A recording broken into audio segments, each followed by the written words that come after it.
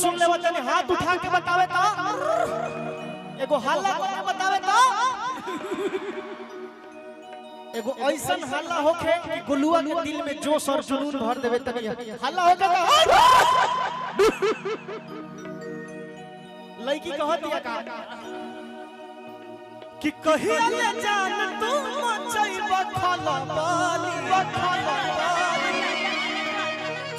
अरे दू दिन के लइका भइल बाटे बाहुबली अरे तो तारा लोग के भाई जान तरह का कहता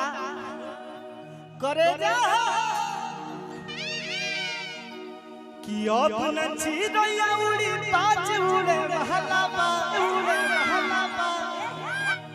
अरे अब न चिड़ैया उड़ी बाज उड़े रहला बा ए बाबा तरहज करो सोना बदले बाबा कौन हरे काउड़े वाला बा तनी आप सब का के बताई अरे अब न चिड़ैया उड़ी एक सेकंड भैया होने आई के गाई कि अरे अब न चिड़ैया उड़ी इतने जोश बा तनी पीछाऊ से भैया बहुत पुरस्कार अरे अब न चिड़ैया उड़ी अरे अब न चिड़ैया उड़ी बाज उड़े भला बा तरहज कर सोना हम हाल बदले वाला बा सोना हम हाल बदले वाला बा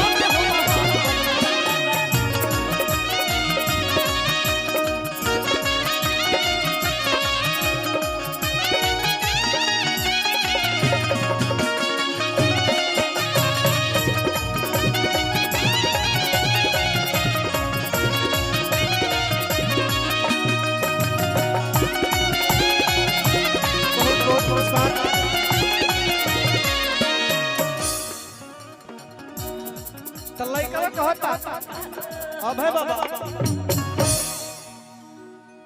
विकी जी लइका कहलस का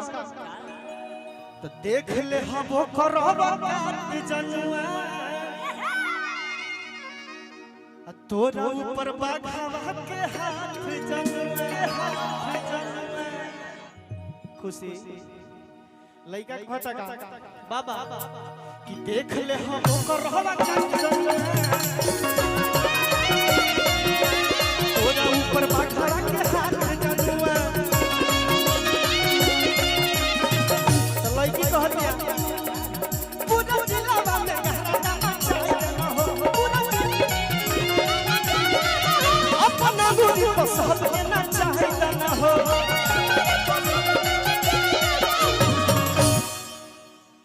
तब तारा लोग के भाई कहता अरे वेशभूषा है वही रोल बदले वाला बा अरे वेशभूषा है वही रोल बदले वाला बा तो कहे के बा कि राज कर सोना हम बदले वाला बा बदले वाला बा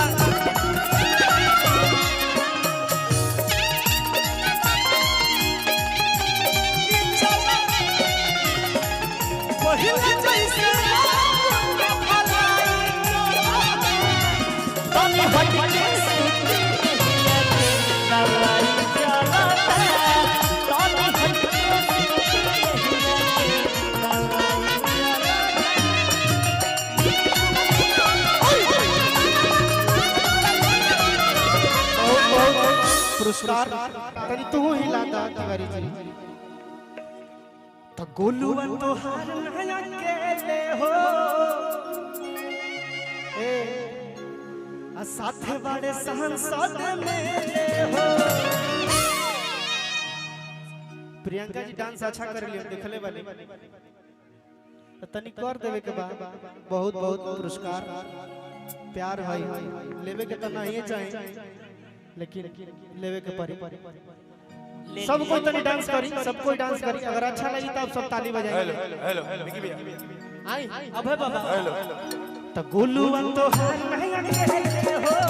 आते बड़े सांसद हो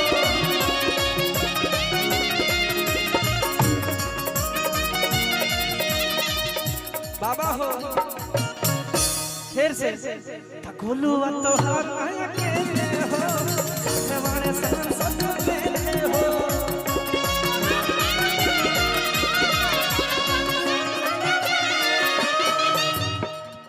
आशिकों में तो चमहन बड़ो जिलावा में राज्य सही करो न जाने जिलावा में और का कहे के भाई प्रियंका कि पिस्टल न तू नाली रही हो बदले वाला बा कि पिस्टल ना दुलाली बदले वाला बा अरे पिस्टल न तू नाली रही हो बदले वाला बा कितना अच्छा भाव देता रू हो भाव तो तार घाव करत कि पिस्टल न तू नाली रही हो बदले वाला बा आवे के त राज कर सोना बदले वाला बा राज कर सोना